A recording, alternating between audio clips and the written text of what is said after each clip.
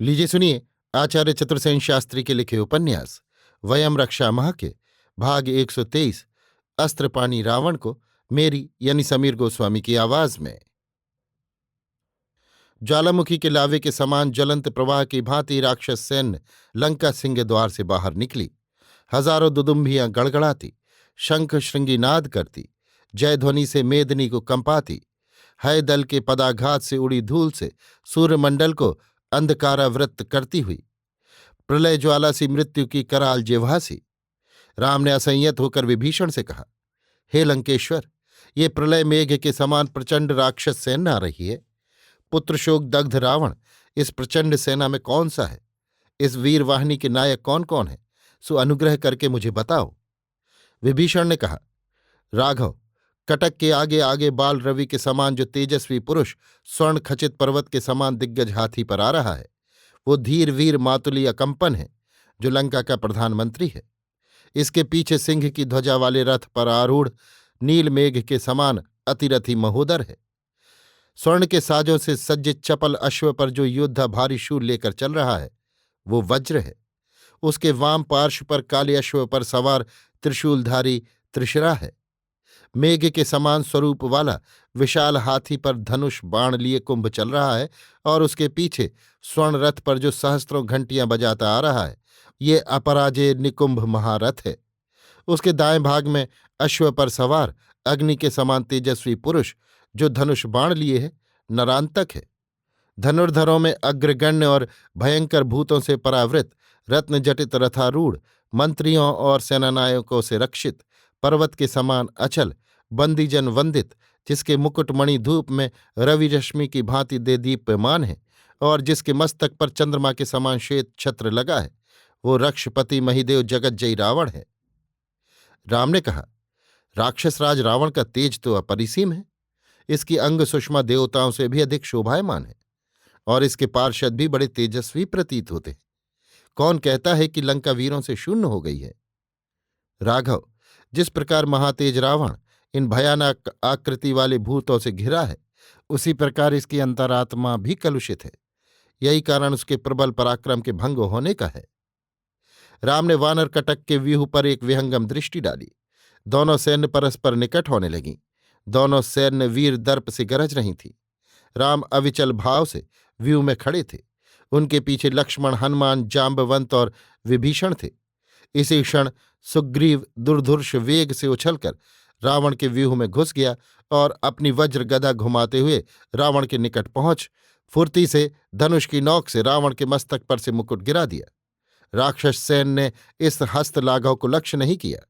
सुग्रीव ने ललकार कर कहा, अरे राक्षसों के स्वामी, ये वानरों का राजा सुग्रीव तेरे मस्तक पर चरण रखकर यहां उपस्थित है। कह, क्या तू श्री राम की चरण शरण आता है? रावण ने क्रोधावेशित होकर कहा, अरे सुग्रीव ठहर, तुझे अभी अग्रीव करता हूं। इतना कह उसने झपटकर सुग्रीव को पकड़कर भुजाओं में मसल डाला, परंतु सुग्रीव ने उसके चंगुल से निकलकर रावण को रथ से खींच लिया, फिर कूदकर उसके वक्ष पर लात मारी। रावण ने सुग्रीव का पैर पकड़ उसे सिर से ऊपर घुमाकर दूर फेंक दिया।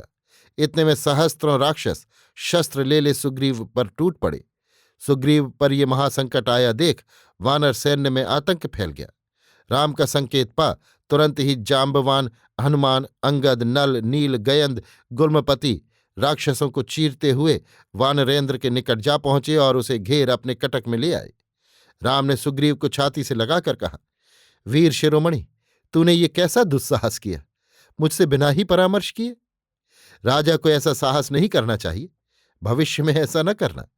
तेरे विपत्ति में पड़ जाने से तो मैं सिद्धि से विमुख हो जाऊंगा। यद्यपि तेरा बल अप्रमेय है, फिर भी तुझे प्राण संकट हो जाता तो तेरे अभाव में स्वयं मैं भी जीवित न रहता। सुग्रीव ने लज्जित होकर कहा, राघव, दुरात्मा रावण को सम्मुख देख मैं संयत न रह सका। इसी क्षण दोनों सेनाएं आमने सामने आ गईं।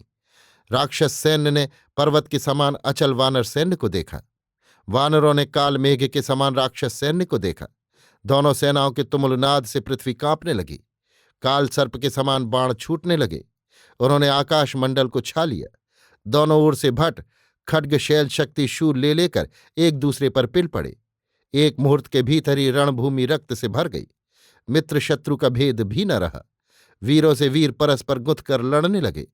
अंगद मृत्यु के समान वेग से गिरिशृंग के समान विशाल गदा लेकर नरांतक पर पिल पड़ा। दोनों में घनघोर गदा युद्ध हुआ। अंत में गदा का करारा घाव खाकर रक्त वमन करता हुआ नरांतक भूमि पर गिर गया। नरांतक को मरते देख महोदर ने धनुष टंकार करते हुए अपना रथ आगे बढ़ाया। त्रिशरा भी शूल हाथ में ले उसके पार्श्व में चला, उसके साथ ही वज्र भी। इन तीनों महारथियों को आता देख हनुमान हुंकार करते आगे आए। महोदर ने मारुति को बाणों से ढांप लिया, परंतु मारुति ने हठपूर्वक आगे बढ़ गदा से उसके घोड़ों और सारथी को मार उसका सिर चूर्ण कर दिया। महोदर को रथ से गिरते देख क्रोध से फुफकारता हुआ त्रिशिरा महाकाल के समान शूल ले हनुमान पर टूट पड़ा। मुहूर्त भर हनुमान और त्रिशिरा में लोमहर्षक युद्ध हुआ। अंत में मारुति ने उसे अश्व से गिराकर उसका सिर चूर्ण कर दिया। तब कुंभकर्ण के दोनों पुत्र कुंभ और निकुंभ राक्षसों के गुल्मों को साथ लेकर प्रचंड युद्ध करने लगे। वानरेंद्रों ने उच्च निनाद करते हुए इन राक्षस वीरों से तुमुल संग्राम किया। काल भैरव की भांति वे परस्पर एक दूसरे को मार मार कर भूमि पर ढेर करने लगे। वे ले दे की हुंकृति कर निर्दय वार करने लगे। कुंभ ने अमित विक्रम प्रकट किया। उसने अंगद को बाणों से बींध कर व्याकुल कर दिया। तब सुग्रीव ने कनक भूषण तीक्ष्ण बाणों की वर्षा करके उसके उदर को चीर डाला। वो घोर नाद करता हुआ भूमि पर गिरकर छटपटाने लगा। निकुंभ ने भाई को इस प्रकार गिरता देखा तो वो क्रोध से जलता हुआ भयंकर विशाल परिघ लेकर सुग्रीव पर टूट पड़ा। उस भीम परिघ की मार से सुग्रीव झूमकर धरती सूंघने लगा। तब बली मारुति भयंकर सिंहनाद कर अपनी गदा घुमाते निकुंभ पर झपटे। दोनों ने एक ही काल में एक दूसरे की छाती पर गदा का प्रहार किया। निकुंभ का वर्म फट गया और उसकी छाती से खून की धार बह चली। तब मारुति ने उसे पृथ्वी पर गिराकर पैरों से रौंद डाला। इस प्रकार निकुंभ को मरते देख अकंपन ने रथ आगे बढ़ाया। ऋक्षराज जाम्बवंत ने अकंपन से विकट समर किया। दोनों महारथियों के द्वंद्व को दोनों सैन्यों के भट चकित होकर देखने लगे। सहसा ऋक्षराज ने अकंपन का सिर शिरस्त्राण सहित काट डाला। ये देख वानर गर्जना करने लगे। रामकटक में दुंदुभि बज उठी। इस हर्षनाद से अधीर रावण उदग्र हो सम्रांगण में आगे बढ़ा।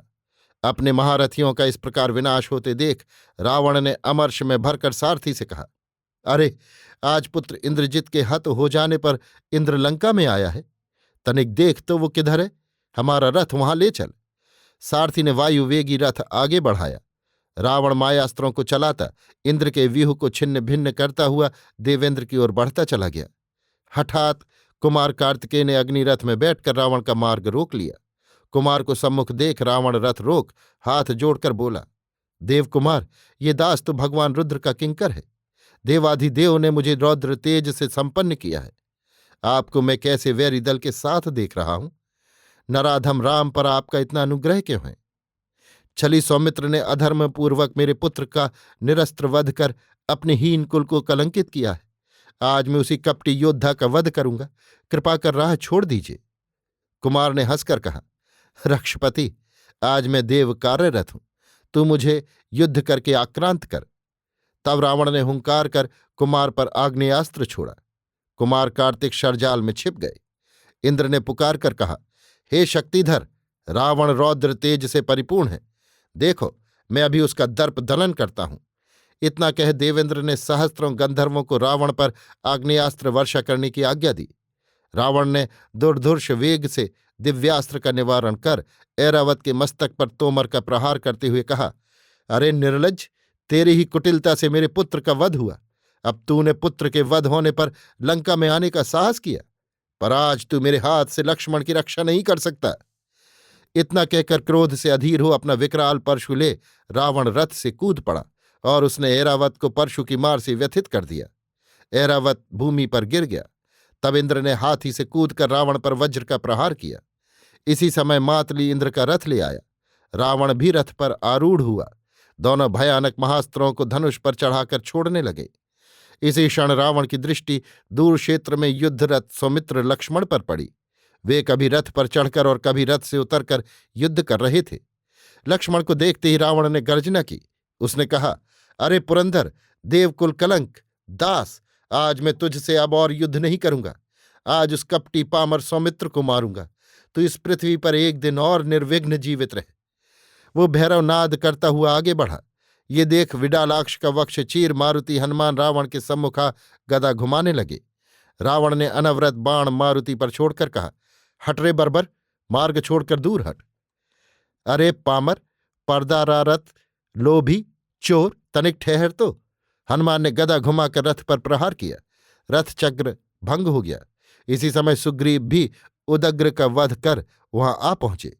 रावण ने घृणा से हंसकर कहा, अरे तू अभी अपनी भ्रातृवधू तारा को फिर से विधवा करने इसी कुषण में मरने को यहां आ पहुंचा? ठहर, अथवा तुझे छोड़ता हूं। हट, मार्ग छोड़ दे, अभी मैं उस पतित सौमित्र को मारूंगा। अरे अधर्मी, मैं अभी तुझे मारकर मित्र वधू का उद्धार करता हूं। सुग्रीव ने वेग से शूल फेंका। साथ ही हनुमान ने गदा का वज्र प्रहार किया। रावण का रथ भंग हो गया, परंतु सारथी तुरंत दूसरा रथ ले आया। रथ पर चढ़कर रावण ने अनेक विध मंत्र सिद्ध बाणों से सुग्रीव और हनुमान को वेध डाला। सुग्रीव और हनुमान मूर्छित होकर भूमि पर गिर गए। रावण गर्जन तर्जन करता हुआ लक्ष्मण के सम्मुख चला। लक्ष्मण को दूर से ही देखकर रावण ने कहा, अरे अधम सौमित्र, इतनी देर में तू मुझे मिला? कह, कहाँ है तेरा रक्षक राम, इंद्र और कार्तिकेय, भ्रातृहंता सुग्रीव, कुल कलंक विभीषण? बुला उन सब को अपनी रक्षा करने के लिए। अपनी जननी सुमित्रा को स्मरण कर ले।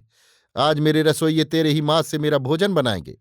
आज मैं तेरा हृदय बहन शूर्पणखा को खाने को दूंगा। लक्ष्मण ने धनुष टंकारते हुए कहा, राक्षस राज, तू पुत्र शोक से अधीर हो रहा है। आह, तुझे अभी तेरे पुत्र के पास पहुंचाकर शोक रहित करता हूं। इतना कह लक्ष्मण ने तीक्ष्ण शरों से रावण का शिरस्त्राण उड़ा दिया। रावण ने भी रणमत्त हो बाण छोड़े। दोनों दिव्यास्त्रों का प्रयोग करने लगे। दोनों एक दूसरे के शस्त्रों को काटते रहे। दोनों युद्ध विशारद, दोनों महाप्राण, महास्त्रों के प्रयोक्ता, दोनों महारथ क्रुद्ध काल की भांति सम्रांगण पर छा गए। अब लक्ष्मण ने 7 बाण धनुष पर चढ़ाकर रावण की ध्वजा काट डाली। इसी समय रावण की दृष्टि विभीषण पर पड़ी। उसने तत्काल बिजली की भांति दीप्तिमती महाशक्ति उस पर फेंकी, परंतु लक्ष्मण ने उसे बीच में ही 3 बाणों से काट डाला। इस प्रकार लक्ष्मण के हाथों विभीषण की रक्षा होते देख रावण क्रोध से सर्प की भांति फुफकारने लगा। उसने कहा, अरे सौमित्र, तेरे हस्त लाघव की प्रशंसा करता हूं। तुझ में शक्तिधर कार्तिकेय से भी अधिक सामर्थ्य है, पर आज तू जीवित नहीं बच सकता। ले रे पुत्रघाती, मर। इतना कि उसने रौद्र तेज से आपूरित जाज्वल्यमान अष्टघंट भैरव ज्वलंत रौद्र शक्ति को क्रोध से कांपते हुए लक्ष्मण पर फेंका। वो शक्ति बिजली की भांति लक्ष्मण की मूर्धा में जा लगी। उसके लगते ही लक्ष्मण कटे हुए वृक्ष की भांति झूमते हुए रथ से भूमि पर जा गिरे। वानर सैन्य हाहाकार करने लगी। यूथ के वानर योद्धाओं ने लक्ष्मण के शरीर को घेर लिया। राम ने दूर से लक्ष्मण को गिरते देखा तो धनुष फेंक हा सुमित्र कहते हुए दौड़ पड़े। रावण बादलों की भांति गर्जना करता हुआ विजय दुंदुभी से देवों और दिशाओं को कंपायमान करता हुआ लंका को लौट गया। अभी आप सुन रहे थे आचार्य चतुर्सेन शास्त्री के लिखे उपन्यास वयम रक्षामः का भाग 123 अस्त्रपाणी रावण, मेरी यानी समीर गोस्वामी की आवाज में।